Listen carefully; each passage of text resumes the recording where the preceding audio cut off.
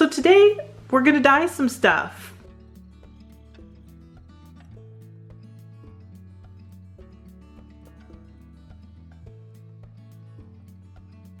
It's dark in here. You guys, this is the new sink for my new dyeing space.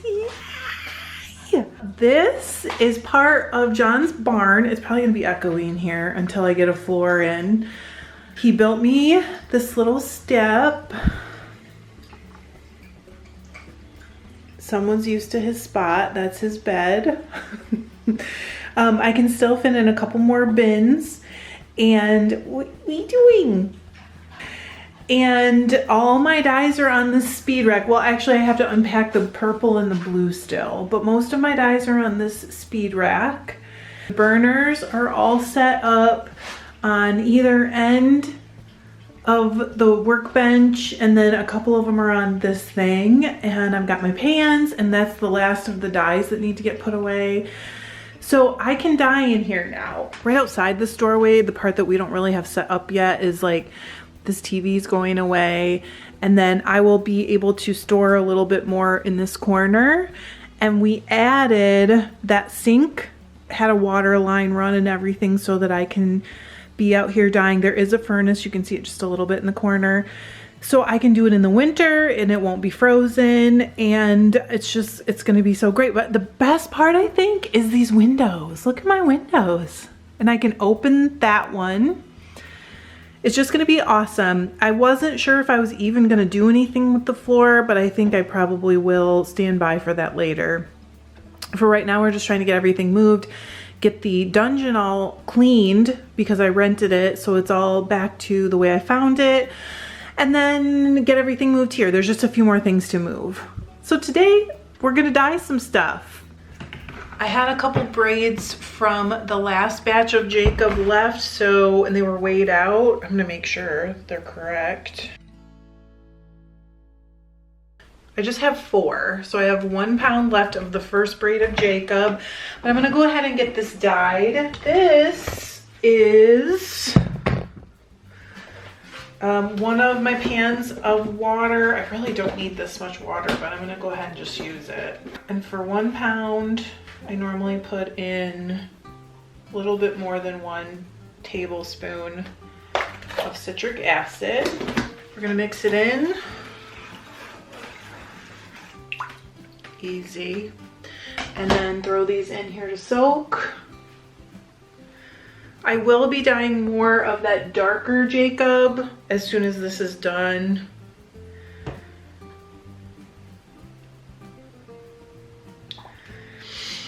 Because the next bump that I bought was, I think, considerably darker.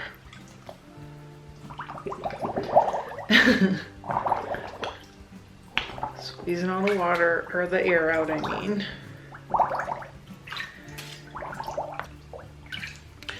So here's one. I'm gonna go ahead and measure out 10 more of something else. I gotta go pick what the other breed is gonna be.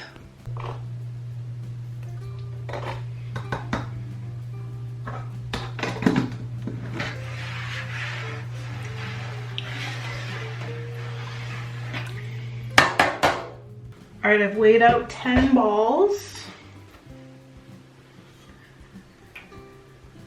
And we are gonna get these soaking too, and then I'll be back out in a little while to get some dye on these.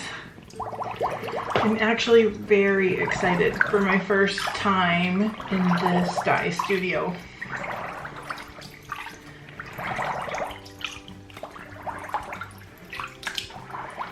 I picked Romney. I don't know if I said that. I picked the Romney, the New Zealand Romney that I love. I'm gonna put away a few more things that we brought back last night, and then I'll be out in a couple hours to dye. Hi, you can get in your bed. That's my good boy. So I should have been more clear earlier about exactly the deal with all this. So this sink is new. We added it for the dyeing space. We had to we had to put a dry well for the drainage of the sink because, you know, like in our house we have septic because we're in the country. So we had to get an excavator out here, put in a 90-foot line and a dry well. And then we had to have a water line brought into this space. We call it the barn. It's really like an outbuilding. So, and John put the sink in for me. He's adding these cupboards and all that stuff for me. And he cleared out this entire space, including that room, for me to use for dyeing. So he gave up a big chunk of the space in his man cave for us and me. Plus he did a ton of the work. I did the painting and that's practically it. He built this bench for me, and then my son came and the two of them did the electrical because I wanted to be on 2 different circuits because of all the burners. And I mean, he has just worked his buns off to make this happen. He even bought me the speed rack that has all the dye stored on it. I mean, he's done tons to make this happen, and I can't tell you guys how much I appreciate it. So I hope to be putting some stuff up on the walls over time, fun things. I think one more rack is gonna come in right here because I still have some stuff you can see right on this rack. All those bottles and stuff, they need a place to live. Our first wool is ready to be dyed. We're gonna do this Jacob and this Romney. So I'm gonna put this on first, and I'm gonna start with the Jacob and then get it going.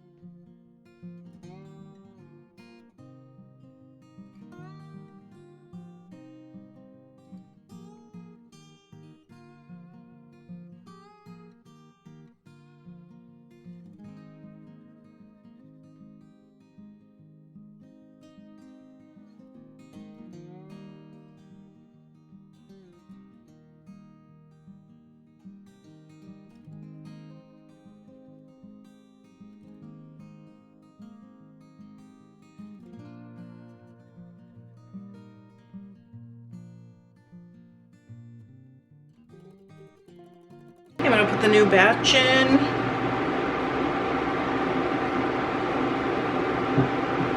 This is what the last bump I have of Targhee and some Corriedale. I can tell a difference from the way it feels, so I'm not worried that I'll get confused even though it's the same color.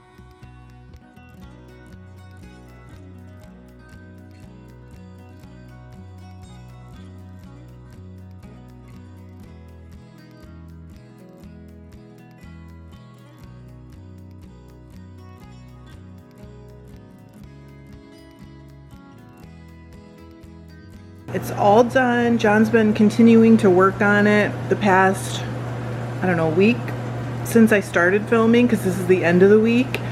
He finished the counters, finished the backsplash, sealed it all up in case it gets wet, because you know it'll get wet. I still need to scrub the sink, but then it's ready. These cabinets came from our kitchen. We used to have this weird tiny little island, and we took it out and put in the giant massive one. So I have storage in that corner. I'm gonna continue to move wool out here because there's a lot in the house. I'm gonna quick show you where we are in here. This is yarn. There is more yarn to dye as well. These are all wool under here. You've seen the countertop already. So pans and a couple more burners, that is wool. Then all my tools and accessories and everything are on the top of this, and extra citric acid, everything. And then all the dyes are on the speed rack. And we did this because, you know, it's hard with the dyes.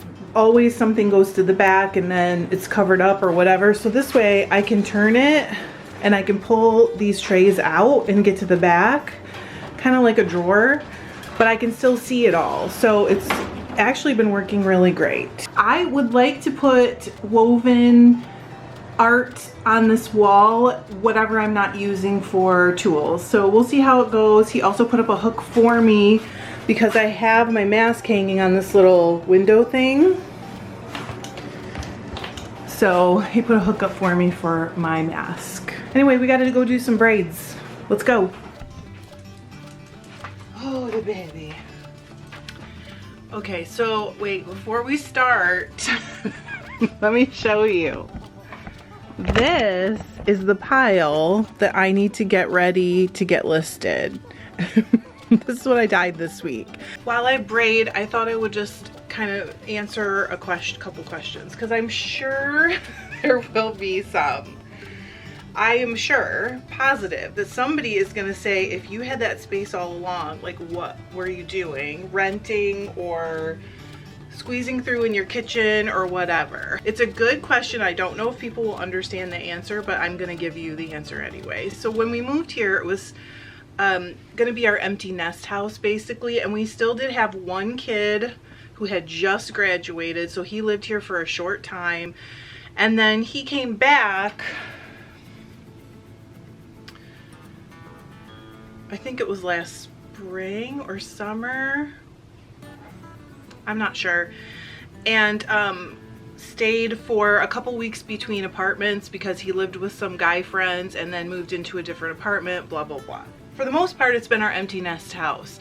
We host stuff for the family here, but nobody lives here with us. And John, we've been married now, we got married in 2006. So in October, it'll be 17 years. I feel like he is really unselfish. If something is better for the family to give up or someone else, he will give it up. And if they're trying to do something and they need help, he will drop everything to help. Like, he is an unselfish person. And I felt like, you know, he's always dreamed of having, we call it the barn. It's not a barn for animals, but we call it the barn. He's always dreamed of having a barn, having space, like for his hobbies, really his whole life. So when we moved here, we really always intended for that to be all his space, and I kind of wanted to protect that for him because he deserves that. You know what I mean? I have been paying rent for dye space for 10 months, and we really just decided together that it made sense to try to save the rent money. I have a lot of guilt actually about taking up space out there, and I'm trying to minimize how much space I take. All this time, he did not have a sink or running water in there or a drain. It is like downhill from our house, not way downhill, but definitely downhill. And so we can't really, not can't, but it would be a different situation to pump the water from the drain in the sink up to where it would go into our septic that we already have for our house.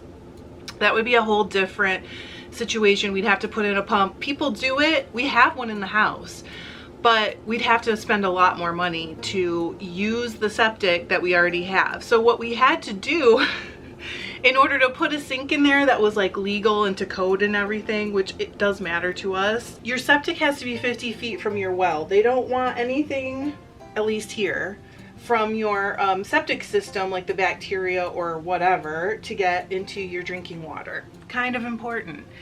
So we actually went 90 feet from our well, and we had to go a different direction than our septic system for our house. So we had to put in a whole dry well for that, and we had to have an excavator come and like put a pipe in to go 90 feet away from that sink. We also had to have someone, a plumber, come and tap into our regular water line and bring a water line into the barn. Luckily, the well for our house is actually on the outside wall of that barn, so the same wall the sink is on, so that wasn't as bad. But the drain was really expensive. We knew if we wanted to put a correct sink and water and everything, it was gonna cost a good chunk of money. And so we really needed the motivation, I guess, to spend that money. And the rent for the dungeon was the motivation. I still have guilt about taking some of his space, and he has been awesome about it. And to be honest, I really like that he like is going in and out while I'm in there and I see him, but it's not messing up my kitchen, and I don't have to drive anywhere or like leave Luther. I can take him, he just has his own little bed in there. He comes running out with me all the time. I mean, it's just so much easier than it is, even though it's close, it's only 2.5 miles away. It's so much easier to just walk out your door, walk, I don't know, 50 feet maybe.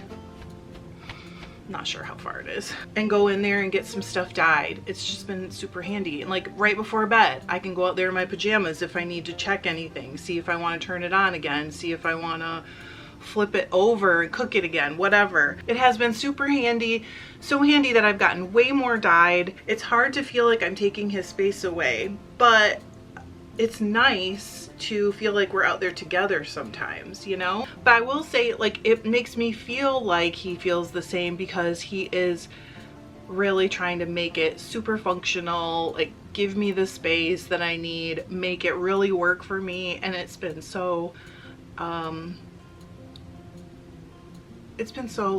wonderful. So I appreciate you guys. All this stuff is going into the shop, so I'm gonna go ahead and braid through all this. If you have a suggestion for what I should call it now that there's no more dungeon, I would love to hear it. I will be cleaning out the last few things of the dungeon next weekend, and I gotta clean the floors, and otherwise we're ready to go. Pretend I was gonna go out there and teach like a real acid dyeing class pretty soon, in the next month or so.